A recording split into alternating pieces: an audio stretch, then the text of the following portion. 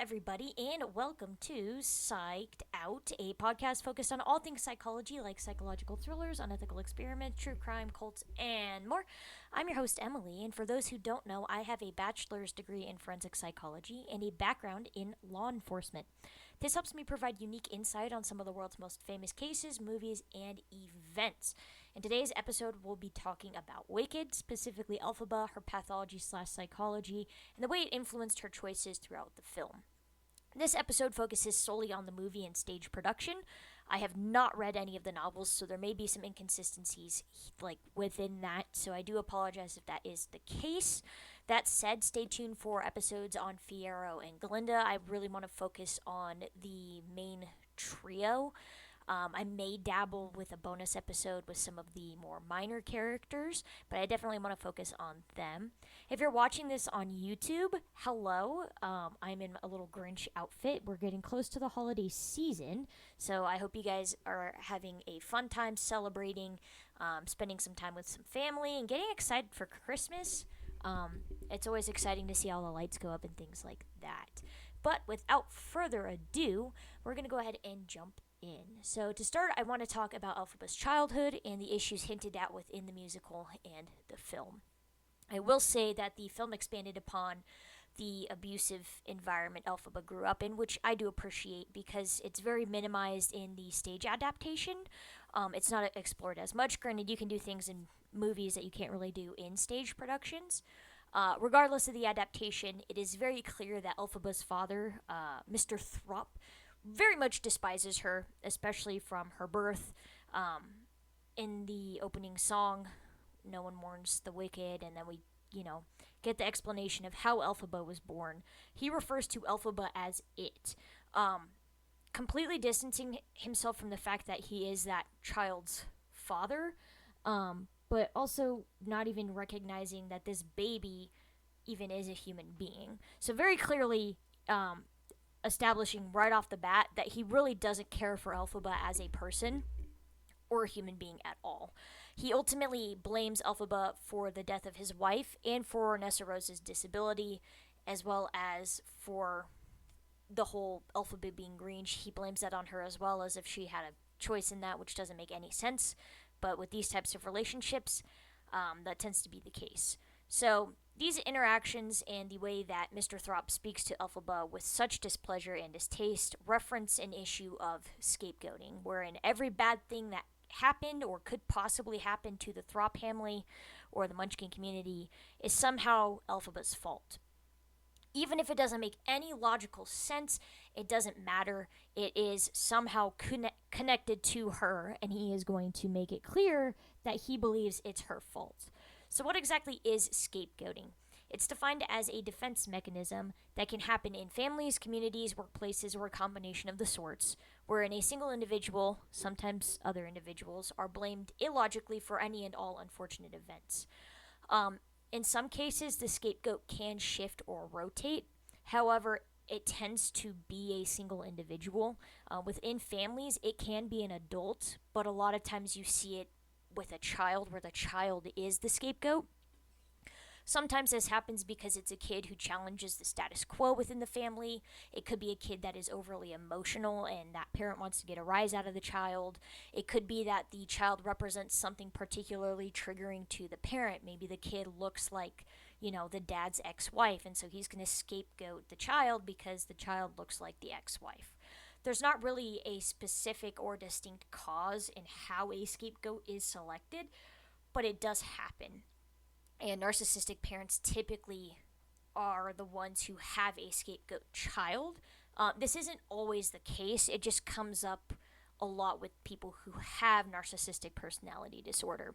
And I don't know enough about Mr. Throp's character to really give a determination on whether or not I think he has like a narcissistic personality disorder. It's just worth mentioning that statistically that does seem to be a correlation there. So why scapegoat a child? What's really the point? Like I said, it is a defense mechanism, but parents often use scapegoating as a way to protect their self-image, their family image, or both. It's very much a way to control the narrative and kind of assimilate a version of public opinion that is going to benefit them. it helps them posit the idea that their family isn't necessarily as dysfunctional as it actually is, because they can then blame one specific family member instead of acknowledging that basically everybody in the family is dysfunctional and part of the problem. They can say, well, us five other individuals get along just fine, everything's perfect, it's just this one child that really messes things up. And instead of acknowledging the fact that they all probably have their own issues that lead to a dysfunctional family. So it helps preserve that self image, which we can kind of see in the stage version and the film itself. And this we can see specifically because Mr. Throp and then Nessa act completely separate from Elphaba. Elphaba, in a lot of ways, is almost like a prop to them. She's there, she's associated with them, but other than that, she's very, very separate. And there is an assumption that can be made in Mr. Throp's attitude towards Nessa and the public that he's actually quite happy with his life. Like, that's how the public's going to perceive him. He's a very happy man. He loves Nessa. It's just he has this troubled kid who happens to be green, and he's just not very, enamored with this kid. And, oh, well, my wife's dead because of her. My other child's disabled because of her. It's going to garner some pity and things like that. It's also why his character comes across as very forced and why his happiness comes across as very fake. Because at the end of the day, he's very unhappy. I think his character is very upset at the fact that not only does he have a quote, like, F up of a child in Elphaba, but that his other child is disabled.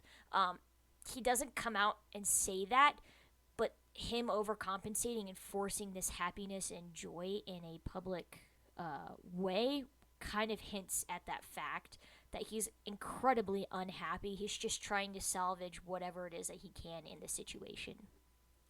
The unfortunate reality of scapegoating is that it also presents itself in how siblings of the scapegoated child to react to that scapegoated child.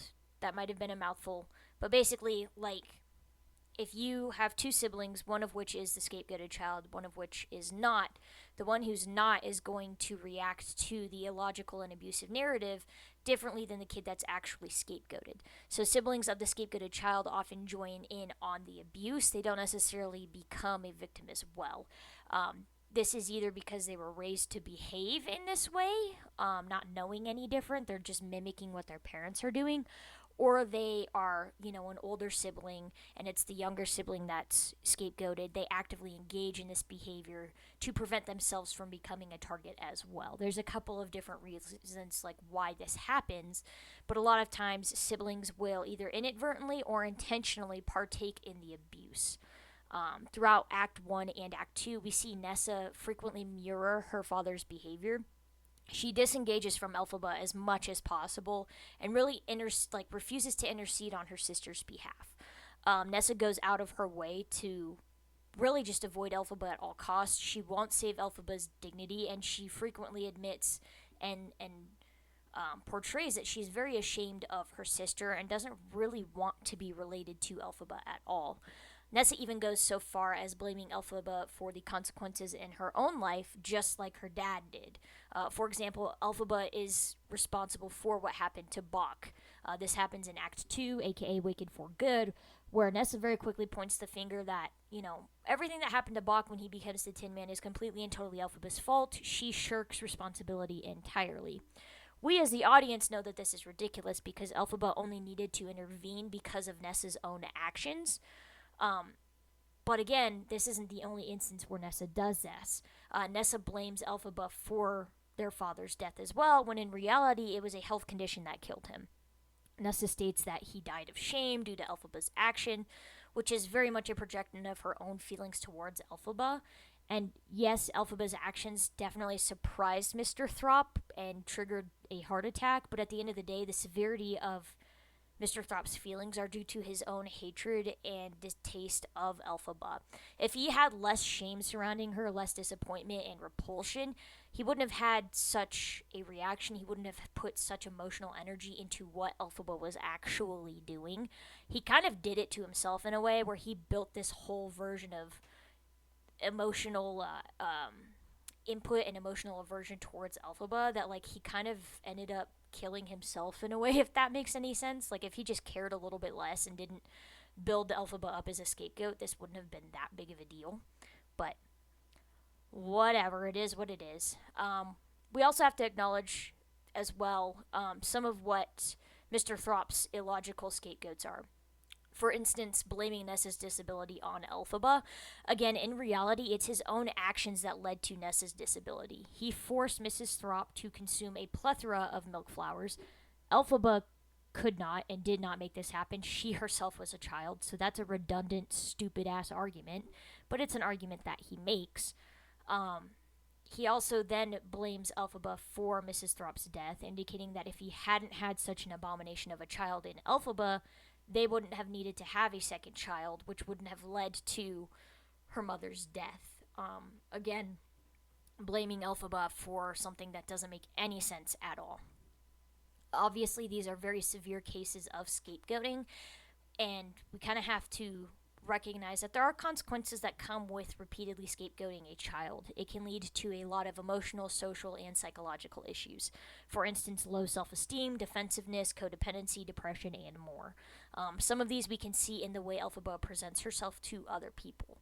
In her introduction to Shiz, as well as Fiyero, she immediately takes the defensive approach, stating that she isn't green because she's eaten grass and all of these other things. This is very much a learned behavior that's come from her childhood. She gets the jokes out of the way to protect herself. She moves forward as if nothing happened. She doesn't put a lot of emotional stock into things. But this also kind of indicates that Elphaba has low self-esteem. While she frequently appears confident, we see in the Ozdust scene that she does feel very deeply ostracized from the people around her. And it's what makes her so emotional and why the scene strikes a chord with so many people who feel that they don't necessarily belong in society, whether that's people of color, people with disabilities, those in the LGBTQ plus community, etc., all of which are minorities that also have a tendency to be scapegoated for a plethora of issues. On top of this, we see Elphaba react to Glinda's kindness in Popular, where Glinda calls her beautiful. It is genuine, it is sincere, and it very clearly strikes a chord in Elphaba, and she doesn't know how to react. And in a moment where she's emotionally overwhelmed, she excuses herself. Some people find this weird. I think it actually makes a lot of sense, because given her self-esteem issues, it's very likely that no one has ever genuinely called her beautiful before. We know that her dad hasn't. I doubt Nessa has, and it's not like her mother was around to do that. Maybe Dulcibert, but it hits different coming from somebody who doesn't really have a vested interest in calling you that. Obviously, Dulcibert basically is the reason Elphaba survived in childhood, because I don't think Mr. Throp wanted anything to do with her. But it almost feels like, well, you have to say that type of thing. And this is actually a compliment coming from somebody who very much does not have to be complimenting Elphaba, like, at all. So I think Elphaba leaving this situation is partially because her brain is trying to determine if it's sincere or not, and she doesn't really know how to handle it. And it's why Elphaba approaches her friendships with Glinda and Fiyero so cautiously at the start before determining that they're safe people. We also have to consider the parentification of Elphaba, because it's clear from the beginning of the film that Elphaba has a lot of responsibility when it comes to Nessa. Completely and totally unfair, but again, look at who her father is. Elphaba is depicted as taking care of Nessa when they're incredibly little. Meanwhile, Dulcibert is the only adult paying attention to either child. This is established early on in the first part of the movie. We can assume as the audience that this is a very common situation in the Throp household, especially because once Elphaba and Nessa arrive at Shiz, Nessa's entire well-being is then placed solely on Elphaba's shoulders. And I think it's important to note, because a lot of people kind of get confused on this. When they are at Shiz, like Glinda, Elphaba, Nessa, everybody, they are still like in their teens. They are played by adults, so it's very easy to forget that these are like supposed to be kids and not grown-ass individuals. So again, we have the parentification of Elphaba, and it's kind of why she reacts the way that she does to certain things later on, which I will get into. Again, Nessa's entire well-being is placed solely on Elphaba's shoulders, which isn't fair in the slightest, and it actually kind of lends to Elphaba being scapegoated, because you can't realistically expect one child to be able to take care of the other child. So it's just kind of like a never-ending shit show, a system that's just not going to get better. And in the process of, you know, the parentification of Elphaba, on top of the scapegoating, you add additional psychological issues. You make it incredibly difficult to relate to other children and people of your age. There's a loss of innocence. Like, you did not get to be a kid the way that others did. You are forced into certain types of maturity that you may not even understand. And it leads to, in some cases, a lot of stunted emotional growth because you didn't get to feel things and experience things the way that a normal child would. And I think this is partially why Elphaba and Glinda really struggle to get along so much at the start, because Elphaba is incredibly mature in a lot of ways that Glinda isn't. Glinda is very seen as being very childish, very whimsical, allowed to just kind of, express emotions however it is she feels fit. Elphaba is not like that. Elphaba has been exposed to the real adult world for a very long time compared to Glinda, who's just kind of dipping her toes in. And it's also why we see Elphaba struggle to contain her anger and frustration. She was never really allowed, at least we can assume, she was never really allowed to appropriately express emotions, let alone as freely as Glinda does. Therefore, they tend to explode, like outwardly, when she's overwhelmed. It manifests in her magical capabilities for a reason. She spends a lot of time ruminating on things that she can't really help but let out one way or the other. It's very much like a bottle rocket. You keep it in, you shake it up, you shake it up, you shake it up. Eventually it's going to explode. Glinda is basically allowed to wear her emotions on her sleeve a lot. Elphaba is not. And that's partially because she's scapegoated for everything growing up, and she was parentified very early on, where she didn't really have a chance to have those emotional outbursts and to really understand how to regulate her own emotions. It's why Elphaba has the class fall asleep and, you know, she goes with the lion cub. She is so overwhelmed by emotion without having been taught how to process that emotion that it explodes outward. The effects that end up happening aren't necessarily what she intended. I don't think she intended for the entire class to go to sleep, but it ended up happening that way. And unfortunately, because her emotions manifest in her magic, at least if they are very intense and have been bottled up for a very long time, it leads to the scapegoat narrative of she can't control herself, she's a bad kid, things like that. Things that we can see in the real world where parents are tending to, neglect their kids, and then when these kids have emotional outbursts, it's, oh, well, see, they're the problem child, here they go again. So it's a compounding issue where her emotional um, inadequacies lend to the scapegoat narrative. As I said, kids who tend to have large emotional outbursts are also ones who are emotionally neglected or stunted. And again, this is a trait common in abusive households. And given Elphaba's childhood, it definitely explains why she feels so strongly about the animals being, pardon the pun because we're talking about Dr. Dillerman, scapegoated, but ostracized and silenced, because that's literally how she's spent her entire life. She's able to connect in a way with what's happening to the animals that other students can't, the way that, like, Glinda and Fiero can't. On top of the emotional stuntedness and, that being a result of the scapegoating and the parentification, Elphaba is forced into extreme loneliness despite being surrounded by people. There's actually 4 types of loneliness identified by psychologists. There's social, emotional, situational, and chronic. Elphaba is lonely in the social and emotional sense because she cannot connect with her peers. It's why she seems so awkward in the early part of Act 1. She does not know how to connect with people because she's never really been given the opportunity to do that before.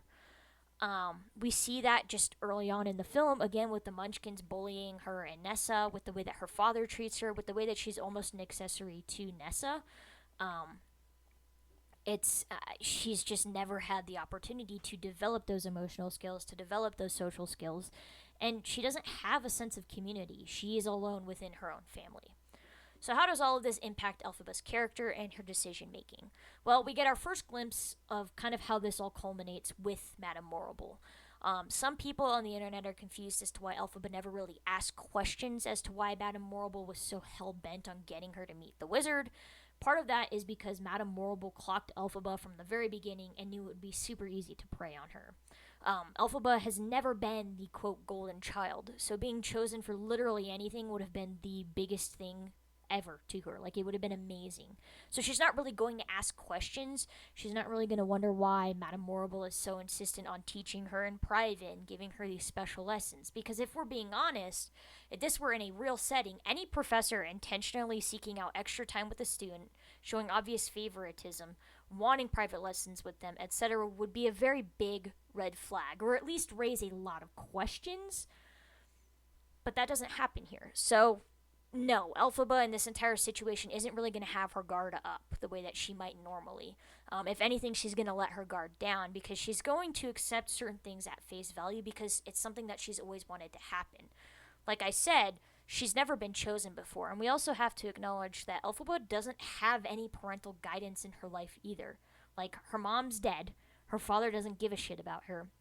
So Madame Morrible is going to start filling that role for her, especially because Madame Morrible also has magic. They can connect on that level. Elphaba's never had somebody who's even remotely understood what it is like to have the powers that she does. We also have to recognize that Elphaba, due to living a life of loneliness, has built this idealized version of how life should go for her.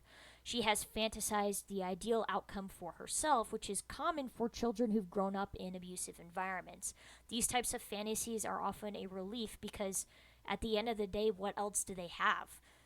They hope and they pray that at some point this big, beautiful, magical, reality is going to happen for them. And it's a way to really just protect their own psyche because otherwise they're just living in a shitty ass world 24/7. Next, we're going to talk about Glinda's invite to the Ozdust.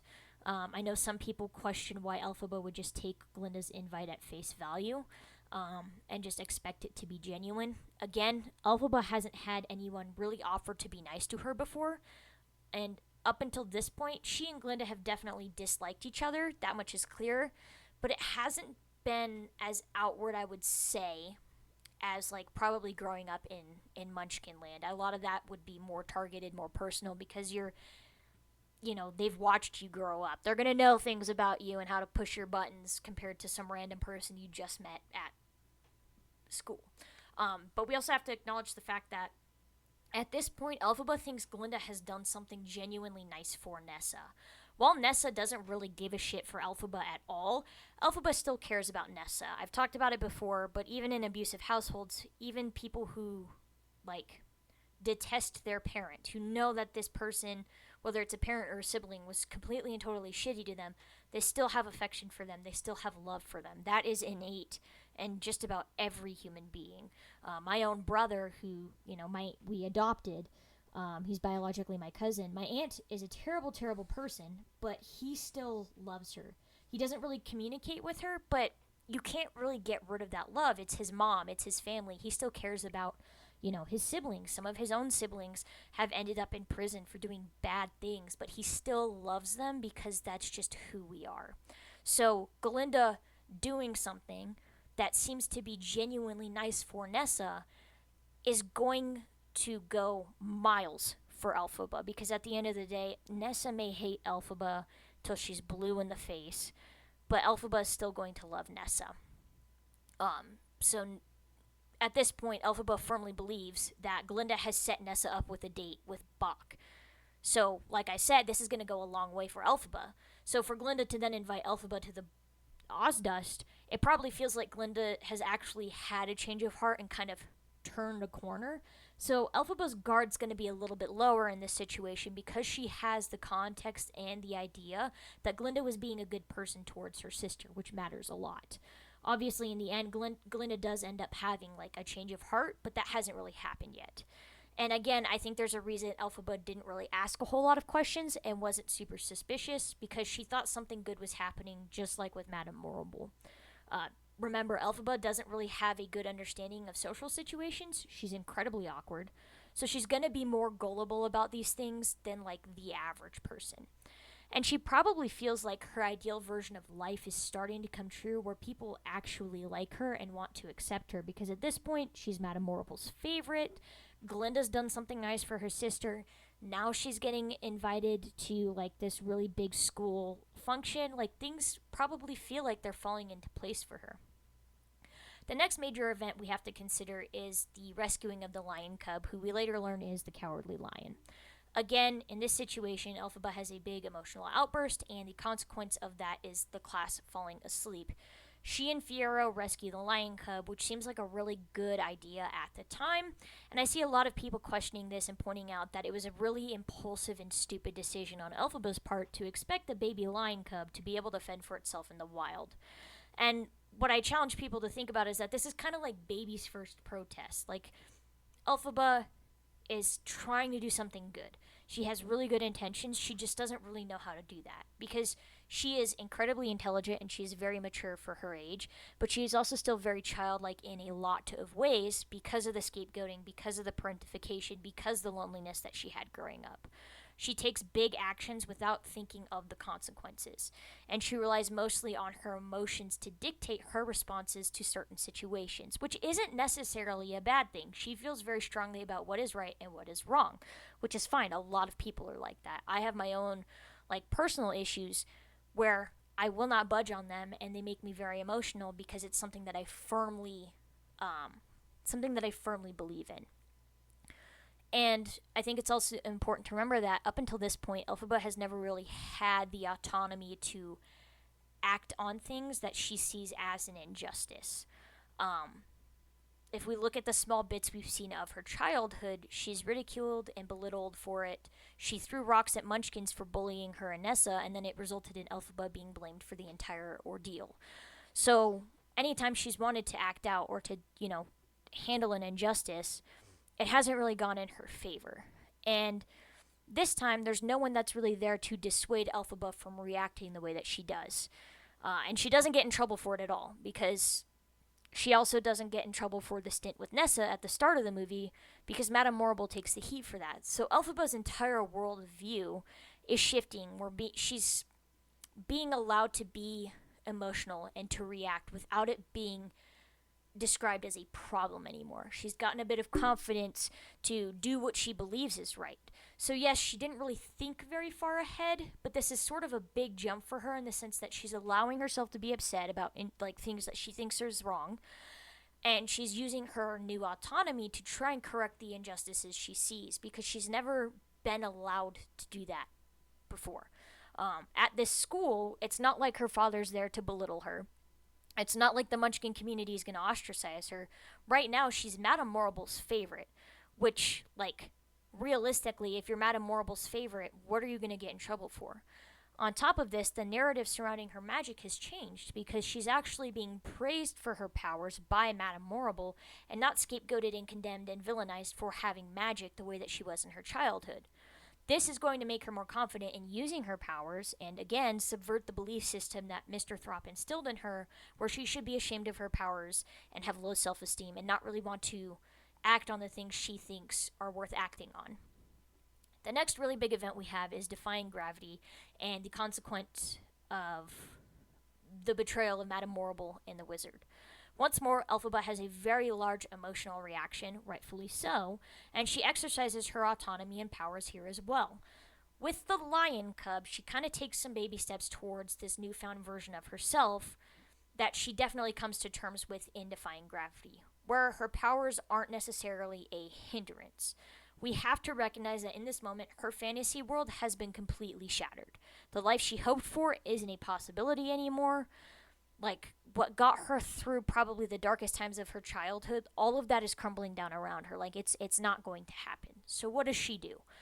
Interestingly, she chooses to be alone again. She does offer an invitation to Glinda, but at the end of the day, Glinda doesn't take it, which is something that I'll discuss in her little podcast episode.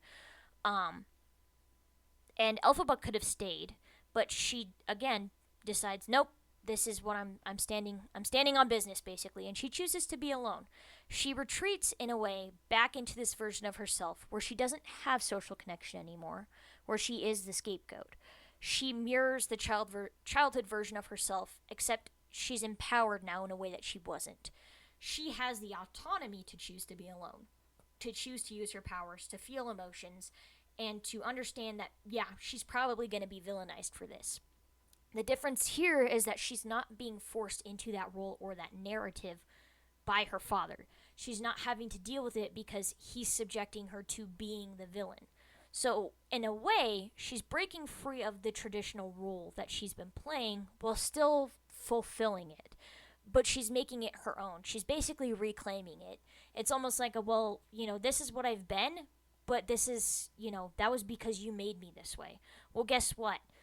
I'm going to be this way because I want to, and, tough shit.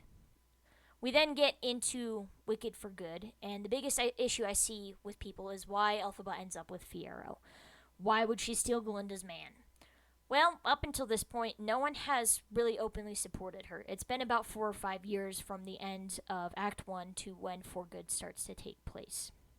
And she has been completely and totally alone for this whole time. And so it has to feel refreshing to have somebody like Fiyero go out of their way to choose her. But we also have to recognize that Fiyero left a very ideal life for one that fundamentally goes against basically everything he loves. He doesn't gain anything by going and being with Elphaba or choosing to support Elphaba. So we have to recognize that Elphaba doesn't really, know what to do with this. Again, she doesn't have a lot of social and emotional connections or experience. She acts very childish in this moment, acting very emotionally without regard to the consequences of her tryst with Fiyero. She has a deep-rooted desire to be wanted and loved, as most people do. So it's very, very difficult to fault her for that. For once, she was chosen over literally everybody else by Fiyero. And this time, it wasn't a betrayal. Because I know it would be easy to say, why would Elphaba believe Fiyero when she was betrayed by Madame Morrible? Why would you risk that again? And I have to reiterate that Elphaba, while she is incredibly intelligent and incredibly mature in a lot of ways, when it comes to social and emotional issues, she is very childish in a lot of ways. We also know that Fiyero has proven himself as being somewhat trustworthy because of the Lion Cub. Another thing to consider, and it's something I've discussed in past episodes, is that humans have a need to belong to something. It's why people crave being part of a family, having a friendship group, a sports team, etc. We want that sense of belonging. It is very, very ingrained in us. It's something that we crave, and it's hard to live life without that. And Elphaba doesn't really have anyone to be a part of something with. Even the animals at this point don't really want anything to do with her. And Lord knows Nessa is not much of an option because that whole thing is a shit show. So she's going to latch on to what's available. It's also important to recognize that this is also, this is the first romantic experience Elphaba has probably ever had. She's not going to know how to properly react or behave to something like this. It's clear from her childhood that the entire Munchkin community very much disliked her, and her own family hated her. So she was never going to have really any romantic experience that would teach her how to navigate things socially and emotionally in a situation like this. It's almost like watching a super sheltered religious kid experience college without the influence of a parent. There's almost so much freedom that they don't really know what to do with it, that they'll actually overcompensate and become more rebellious. They also may not understand what is or isn't socially acceptable because the world they grew up in is so different from how things actually are. We also have to acknowledge that Fiyero is very much responsible for his own actions as well, so we can't really put the blame and the onus solely on Elphaba. In the end, they both did something wrong, but when you discuss and analyze Elphaba, you can see why she ended up doing what she did. Yes, it was incredibly childish, but also if you look at the things that we've talked about, it makes a lot of sense. So how do we complete Elphaba's character arc? How do we see her being a more socially, emotionally, and mature individual? We see this in For Good, where Elphaba is forced to realize that even though she had good intentions for the things she did, her way of trying to force change wasn't the best way to do it.